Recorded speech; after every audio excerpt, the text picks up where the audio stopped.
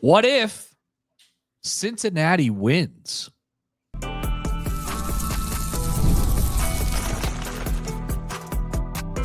You are Locked On Nebraska, your daily Nebraska Cornhuskers podcast, part of the Locked On Podcast Network, your team every day.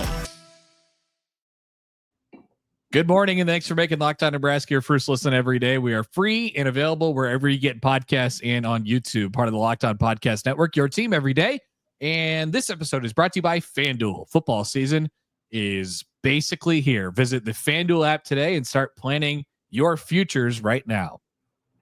All right, welcome in to the Locked On Nebraska Podcast Friday Mailbag Edition. Mitch Sherman from The Athletic. Connor Happer of 1620 The Zone is with me. It is game week at Nebraska. We can finally say that.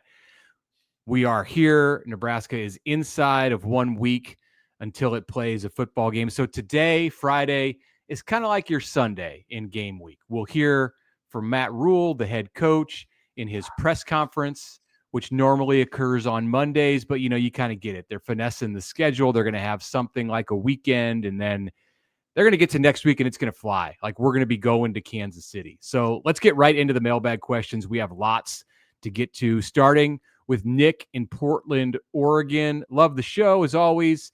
Let's talk about the locker rooms before the game. No doubt Travis Kelce and Jason Kelce will be in the Cincinnati locker room hyping up their team. But could we possibly see Patrick Mahomes and Chris Jones in the Husker locker room with our guys because of Dylan's relationship with Mahomes and Chris Jones' history with Terry Braden, the Nebraska D-line coach? My guess would be a lot of that stuff is going to be reserved for before the game. In order to bring somebody in the locker room before the game, like we're talking about before your team runs out to the tunnel, you have to really trust them. Like you have to really understand that voice is going to be a voice that is heard. The message is an applicable one to the game and to the situation and all that stuff. Like, so there's very few guys who could do that. Not everybody could do that. And Travis Kelce can do that. And so can Jason Kelce. Travis and Jason Kelce can do it. Yes. Can Chris Jones? I don't know. But I don't know want that little Kermit the Frog voice in there talking to the Nebraska football team. Wow. Turn that into Locked On Chiefs. They're going to be really mad about that. But you know what? Nebraska has a guy who can do it, and he's already their head coach, and he's supposed to do that stuff. He was born to do that stuff. So my guess would be they'll get some visitors, but the pregame speech, that one's Matt's. There'll be a lot of Chiefs connections that are around Nebraska during the Huskers' time in Kansas City next week. I do think you'll see some of those D linemen who want to cozy up to their old buddy Terry Braden, maybe George Karlaftis. Braden talked about him this week, the former Purdue pass rusher. Chris Jones, sure, why not? You might have Dave Merritt, the Chiefs defensive backs coach, whose son Dawson is in line to play as a true freshman in that game. So yeah, but I'm with you, Connor. I don't know that you trust that stage to just anybody from the outside. You got to be of like Bud Crawford or Ndamukong Suh caliber to get up on the locker room. And a season opener is different. Yeah. All right. From Patrick, if Nebraska exceeds expectations this season, what will be the top reason they are relevant in November? Because Dana Holgorsen. Because the offense is really good. Yep. Dylan Raiola. Yeah. I mean, I already think the offense is going to be good. If the offense is really good, then it's got a chance to go. This is assuming the defense just doesn't take a massive step back and the special teams isn't a complete, warp hole in terms of disasters that happen as it has been in the previous years. So yeah, if Nebraska's got like a top 25 offense in the country and they're scoring and they're efficient and Dylan Raiola's, sitting at 25, 26, 27, 28 touchdowns and 7 picks or something like that, like they're going to be probably in pretty good shape. So yeah, if the offense is good. All right. From Paul, hey, keep killing it, guys, with the show. Yesterday, you spoke about Deshaun Foster, the UCLA coach, not wanting his practices online, and you both seemed against his thought. Just curious how you felt when Matt Rhule said he didn't want the spring game televised before then canceling it because he doesn't want his players poached from teams. And then uncanceling it for rebranding it. Okay, so we kind of called that for what it was, which was a little bit bogus because the spring game at Nebraska occurred after the transfer portal window had closed. So that wasn't the real reason that Matt Rhule was against his spring game being on the Big Ten Network or public television or whatever it might have been.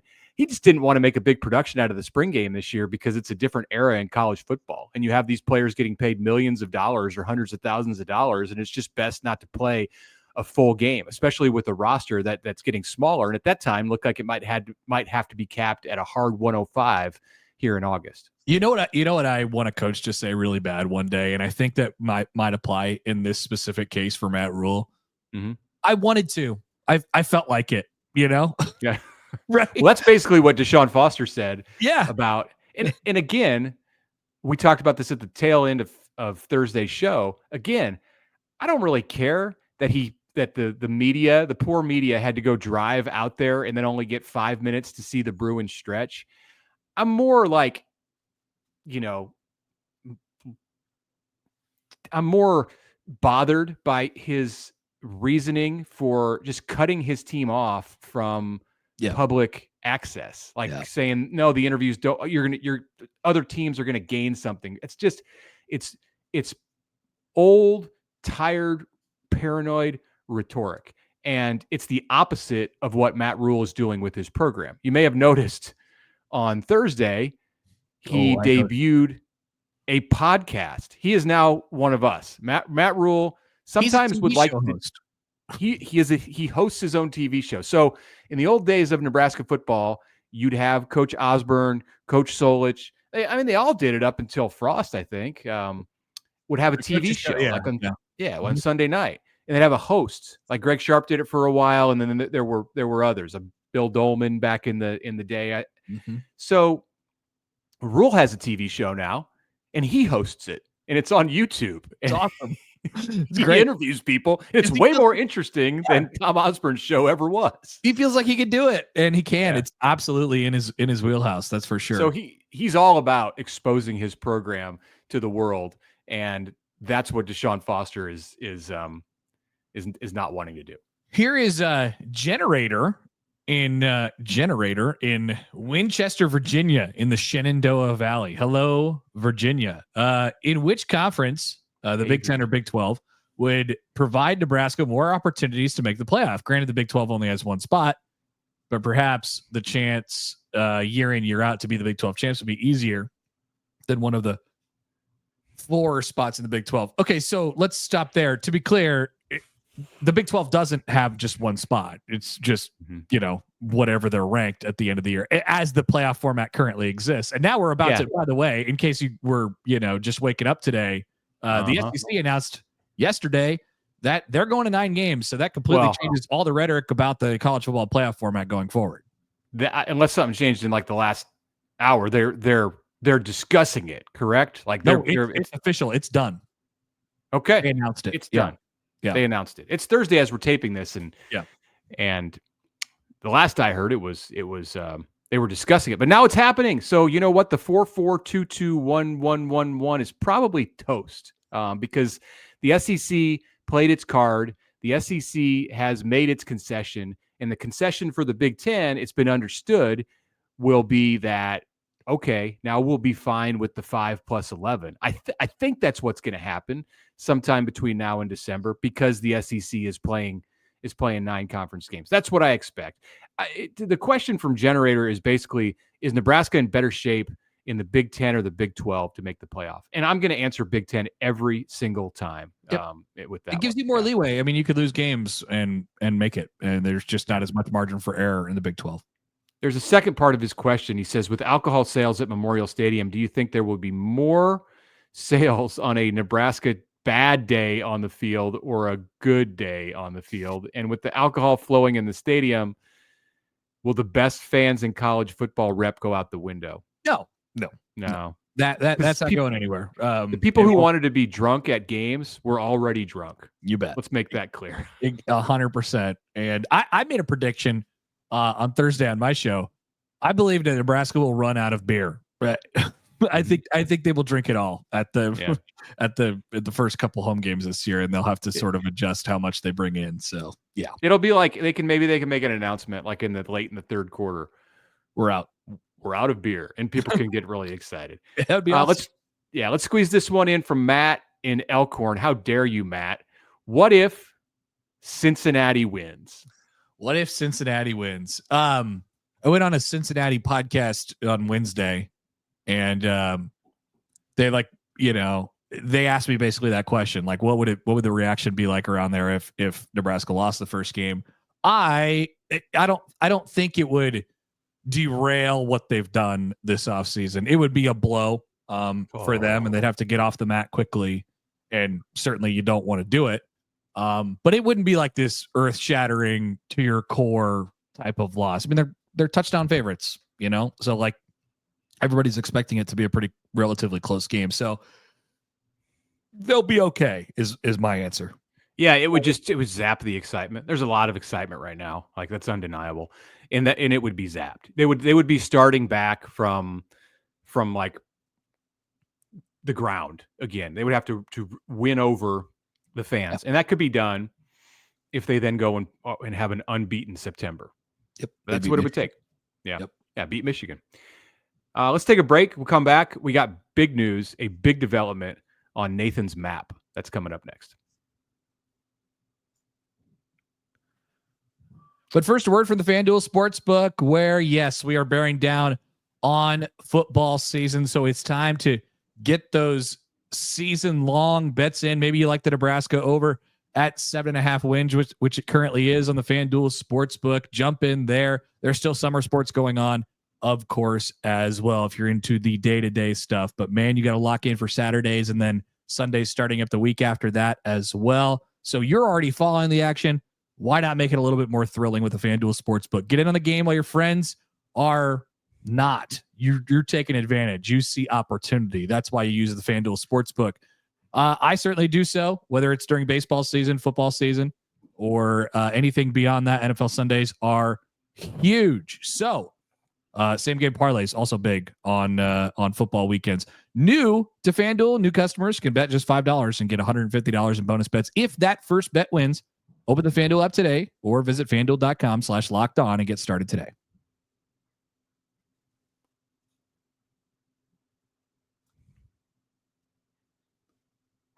All right, welcome back. Second segment on this Friday podcast, Friday mailbag edition of the Locked On Nebraska podcast. Today's opening day in college volleyball. Nebraska, #1 in the nation, against Pitt.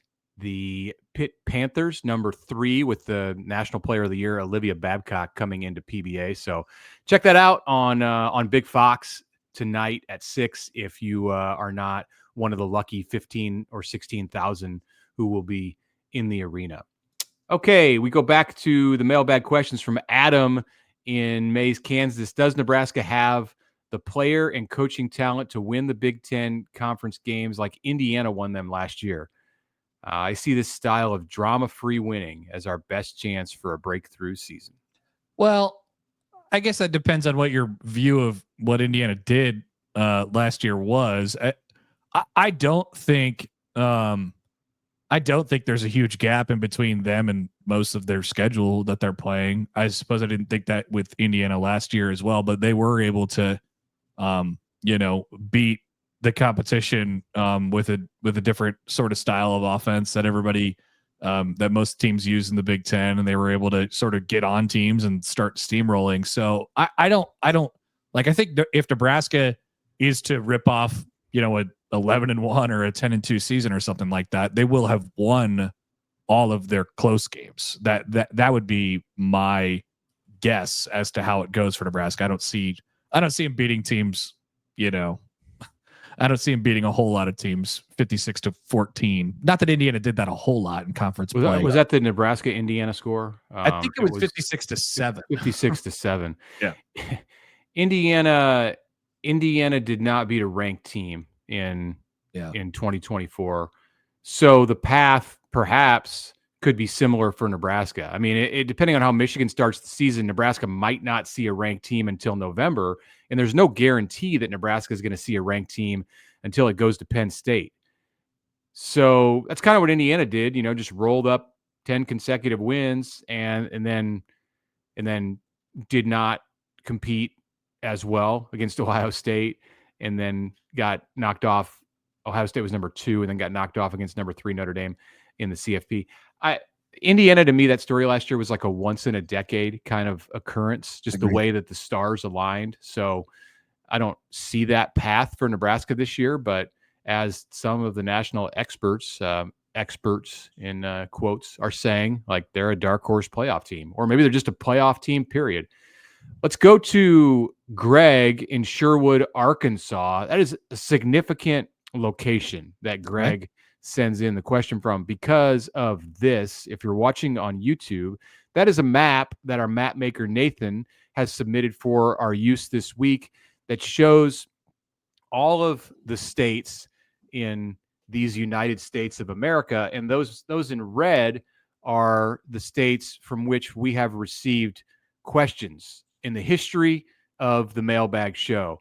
We have 15 remaining states, now 14, that have not sent in questions. Actually, it's 16 that had not sent in questions, 15 left. So Connecticut, Delaware, Hawaii. I'm not going to read them all. You can see them on the map if you go down the list. So thank you, Greg, for knocking Arkansas off the list. He is AKA the Hair Dad on YouTube. I think we've read a question from him out of the comments before.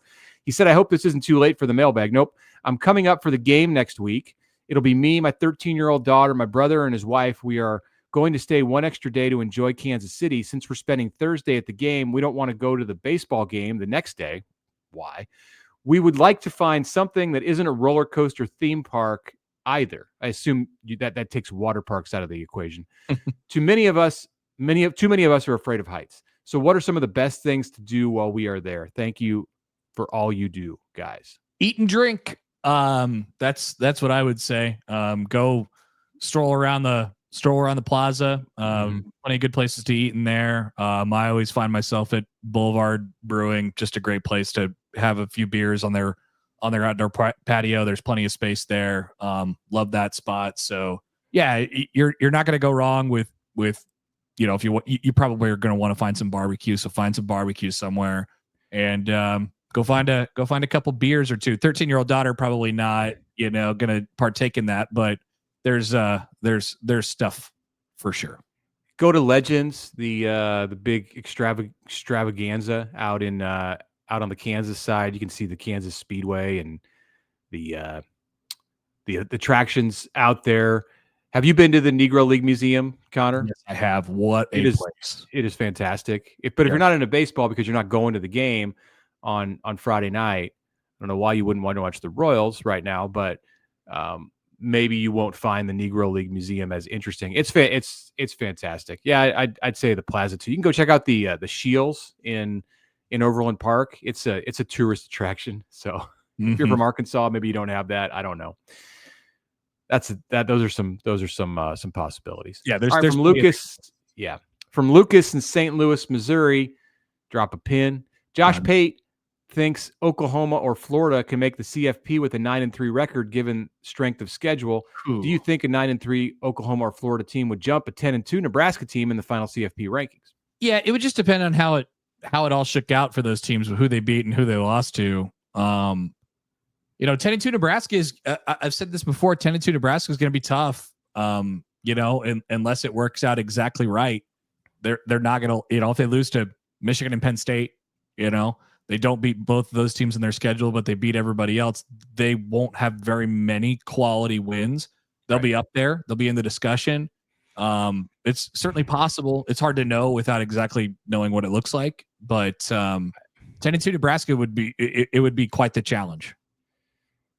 Yeah, I think you need a ranked win. So some of that might depend on USC, Minnesota, Iowa, those teams that if your losses are against Michigan and Penn State, like how those teams do that you've beaten.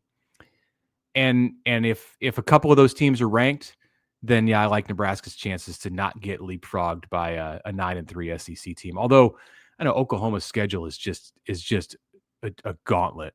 I haven't looked closely at Florida's, but yeah, 9-3 Oklahoma is going to be a pretty good resume. I don't think the Sooners will get to 9-3. Here's Justin. I started typing this email up a week ago, and then before I hit the submit button, everybody and their mom has the Huskers winning 10 games and going to the playoffs. That sounds great, and I'm super excited for the upcoming season, but we've been here before. Still trying to temper my expectations. Is that wrong? I want these experts to tell us the Huskers are going to win 6 or 7 and that they can have a chip on their shoulder and prove them wrong. But if everyone thinks we're going to go drown the bad guys in a giant pool of sugar-filled red Kool-Aid, then the opportunity to underperform increases. He continues on. Please tell me that this year is different with a variety of other things, but tell me why this year is different, basically, is the question. Yeah, I mean, I think it's good for you to temper your expectations and then get really excited. You can be excited and still have tempered expectations. And Nebraska players are going to have a chip on their shoulder, whether they're hearing the commentary that all of a sudden they are expected to be in the playoff, which has been kind of bizarre in the last week or so to have seen some of that. Multiple.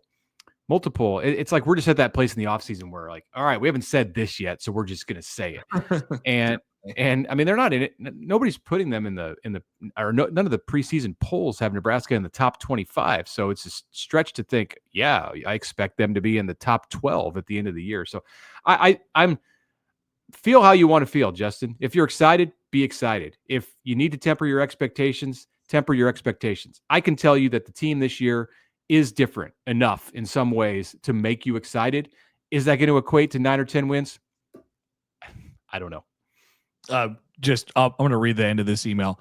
By the way, Mitch, don't let the listeners' complaints about lip smacking and dogs barking bother you. I listen to you guys darn near every morning, and I haven't noticed these distractions. If they're going to bring their pitchforks, it should be for the fact that you made Archie cry, you big meanie. Yeah, I just X'd that part out in our thing here because the question was long as it was. Yeah. Hey, if you listen to Matt Rhule's first podcast, the Husker Rules, he talks about that question, and I was worried he was going to actually like call me out or something. He called it a great question in his podcast. So that's nice. No mention of me as there should not have been. It was all about Archie. Archie was the first player mentioned and discussed in depth on the Husker Rules podcast. House Rules. Yeah. Of course he was. Yeah. House Rules. Yeah. GG in Las Cruces.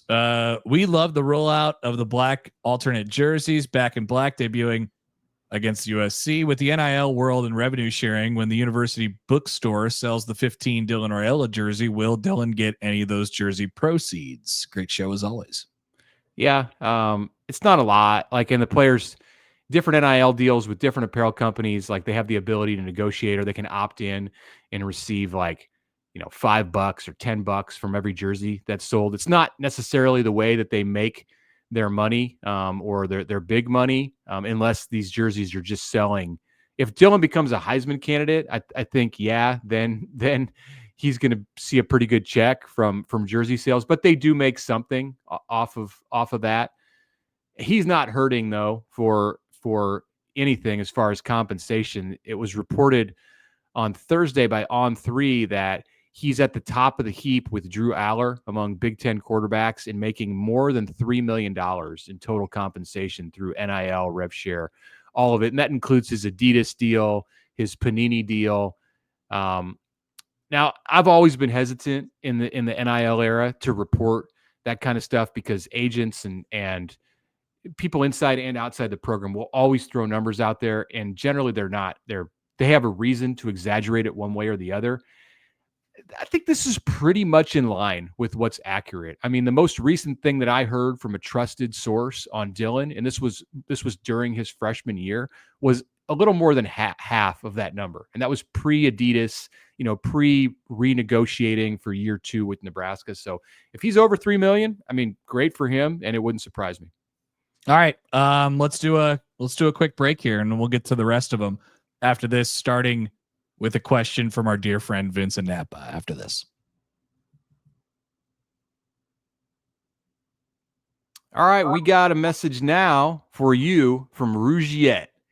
Because, guys, you've probably heard about Viagra or Cialis. Maybe you've even tried those products. But if you're looking for something beyond the usual pill, it's time to meet Rougiette Ready. Rougiette Ready is a next-generation prescription treatment designed to amplify your arousal in the brain and boost your blood flow. Unlike the usual pills that can take hours, Rougiette's 3-in-1 formula dissolves under your tongue and kicks in fast, on average in 15 minutes, and the effects can last up to 36 hours, so you can stay confident and in control when the moment is right. If traditional options have not worked, Rougiette might be the answer. Over 150,000 men have already made the switch. Head to rougiette.com/lockedoncollege and use code LOCKEDONCollege to get 15% off today. That's RUGIET.com/lockedoncollege and use the promo code LOCKEDONCollege for 15% off. Individual results may vary with prescription treatment. Compounded drugs are permitted to be prescribed under federal law, but are not FDA approved and do not undergo FDA safety, effectiveness, or manufacturing review. Please visit the Rougiette website for full safety information.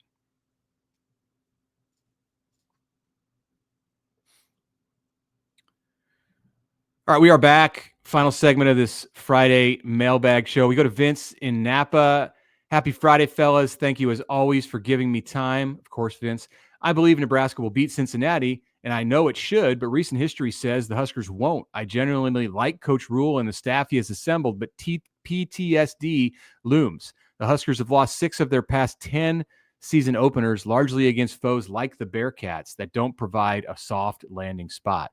The term must win gets overused, so I would refrain from that, but I'd say it's a you better win, if for no other reason than to keep any here we go again, shout out to Whitesnake, narratives at arm's length. Would you make a similar assessment? Why or why not? First, I like that Vince has transitioned into his statements into ending each one of them with "Would you make a similar assessment?" So that's now how he turns it into a question. Good job. Yeah, little loophole he found there. That's pretty good. Yeah, I mean, as we talked about a little bit earlier, we covered this. There's no way that doesn't happen if they lose the first game. I mean, people are going to be like, well, it's same old thing. They lost a game they weren't supposed to lose, whatever it might be. So it's going to happen, no matter what, until it doesn't. That's what Nebraska's got on their table. Yeah, I agree. Should we go to Thomas and? We've had a pronunciation guide on this before. I think it's Waseca or Wasika. I think it's Waseca, Minnesota. All right, Thomas is excited. He says the time is nigh. Hey guys, go Big Red from enemy territory. My wife Mary and I got our Arrowhead tickets months ago, and we are having trouble coming up with a sign or banner, and we're requesting your help. I had not read this ahead of time.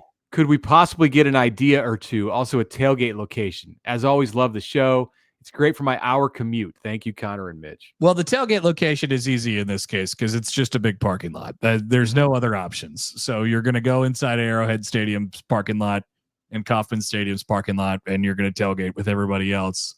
They make it pretty easy out there. It's tailgating heaven. Is there like an official? I mean, are there some of those big commercialized parties that are going on? I don't know. They're not advertising with us, so we're not going to talk about them. But if you'd like to join 1620 The Zone, you can come over to the Blur tailgate at the gate of Kauffman Stadium. That's where we'll be on Thursday. There will be plenty of friendly folks in Nebraska red. So Thomas and Mary, just wander around. You'll find somebody, hopefully cooking up some good burgers or whatever it might be. And if the weather's not cooperating, just go get some barbecue, as we've been saying. As for a sign, it's got to be some sort of reference to you being from Minnesota and traveling. Remember they used to have the signs that like MasterCard would be a sponsor and it'd be like this, I traveled X amount of miles to get this. It cost me this amount of dollars to get this, but seeing the Huskers win on opening night, priceless or something. That would be great. It seems a little wordy probably for a banner. It does. It does. But, I mean, there's always the old standby of ESPN with the acronym, and you can make it stand for like every season, every stud picks Nebraska, something Nice. Something like that. There you go. You got it. Every star picks Nebraska. I don't. Yeah, the Huskers haven't been on ESPN for a while, so the opportunity, and they won't be again. Well, they were on ABC, which is kind of like ESPN for the Pinstripe Bowl, and maybe there'll be a bowl game on ESPN. But in the regular season, they don't get on ESPN too often because they don't play Big 12 teams. Yeah, if you could tell, we're sort of drawing blanks on this one, but good luck, and hopefully we'll be able to pick that banner out. Here's Brendan in Plainview. Do you guys feel any kind of confidence in our backup quarterbacks to be able to run Dana's offense on a competitive level in the instance that Dylan is out at some point this year? Does the routine play that Dana preaches appeal to a quarterback who doesn't quite have the raw talent that Dylan does, making it easier to plug in a backup in emergency situations? It's a good question. Yeah, I mean, there's concern for sure. If Dylan goes down, you're, it's like being the Bills and Josh Allen goes down. Like your whole outlook changes, and Nebraska has to do what it can do to keep him healthy. So if you have to go to the backup, Dana Holgorsen's been there before. He has managed those situations. Matt Rhule's certainly been there before. They'll put the backup in the best spot. I think the first guy who would get a crack at it is going to be Jalen Gramstad, the veteran. But if it's a long-term thing, I think in a relatively short period of time, they may want to try to work in TJ Lateef, the true freshman, because of his physical skills. And the more I think both of those guys can run with the ball, but I think Lateef is more athletic, and you're probably going to have to mix in more QB run game if you don't have the arm that Dylan Raiola gives you sitting in the pocket. I think the draw of having Dana is that he could kind of work with anything. With that being said, you lose your starting quarterback. I mean, it's tricky. The goal is to not have it be as quarterback centric of an offense, even though pretty routinely his quarterbacks perform pretty well statistically. So yeah, it'd be interesting to see what would happen should that situation arise, but hopefully it doesn't. All right, let's bust through these last 3 or 4 questions from Bill and Minden. Actually from Trevor. Sorry for the long-winded question, but I'm curious on your thoughts here. Dana's offensive prowess has been much discussed, but I don't know if I've heard it broken down this way. Over 4 seasons at 3 schools, as the OC, his offense has averaged 40-plus points per game and 520-plus yards per game. Once he became a head coach, his team's offensive production slowed down a bit, typically in the 30 to 35 PPG and 425 to 475 yards per game. Do you think his offense is slowed because he wasn't able to have his hands in the mix as much due to his other head coaching duties? All right, we'll leave it at that. I think it was more a matter of circumstances, and that he was an OC at Oklahoma State, and they had the kind of system and the kind of talent that lended itself to just completely off the hook offenses, 5 wide, 4 wide, where they were just trying to outscore teams. And then at West Virginia and at Houston, his teams were more balanced. But yeah, I think there's a little bit of truth in that the more attention that he pays closely to an offense, the more efficient and productive that offense is going to be. He slowed things down purposefully, when he was a head coach. He's talked about this before, the idea that, hey, we got a defense to protect here a little bit. So it won't be that big of numbers. I don't think at Nebraska, but man, I mean, if you're efficient, you're efficient, and that's all Nebraska needs to be. From Bill in Minden, Nevada, do you think Ja'Cory Barney will be the next Johnny Rodgers? I do not, for the record, but he's going to be a really good player at Nebraska. Johnny Rodgers is a bit of a tough bar to reach, I think.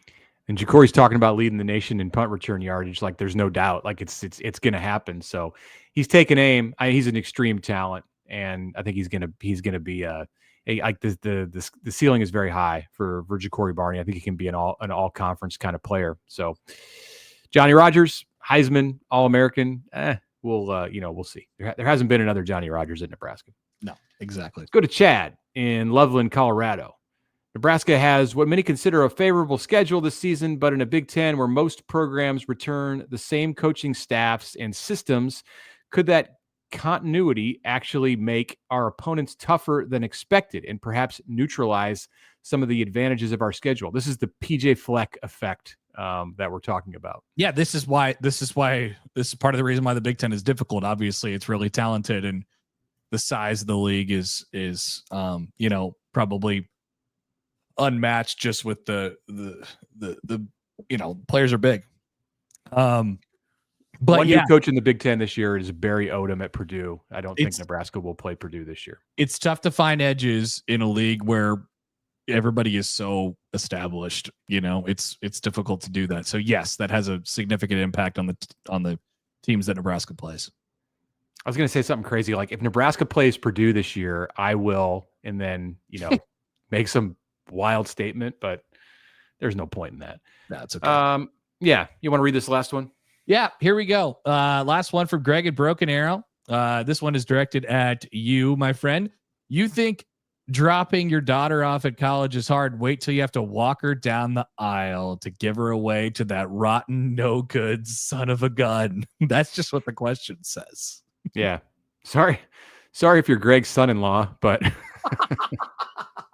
I don't know who that is, but I hope you're not listening to this podcast. Yeah, there are varying degrees of steps in life that we all have to get across, and this was just one in this last week for my family and my wife and my daughter, and we're making it through. So thanks for the encouragement, Greg. Yeah, I don't like leaving for work.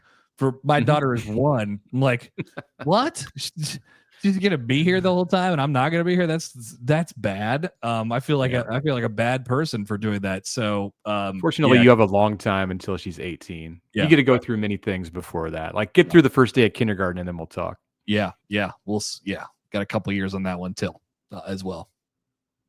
All right, thanks for making Locked On Nebraska your first listen today. For your second listen, go check out the Portal Show. Brian Smith is there with the latest rumors, portal entries, and signings. Be the most informed fan on the rapid changes to the college football landscape. Find the Portal on YouTube or wherever you listen to podcasts. And happy week 0.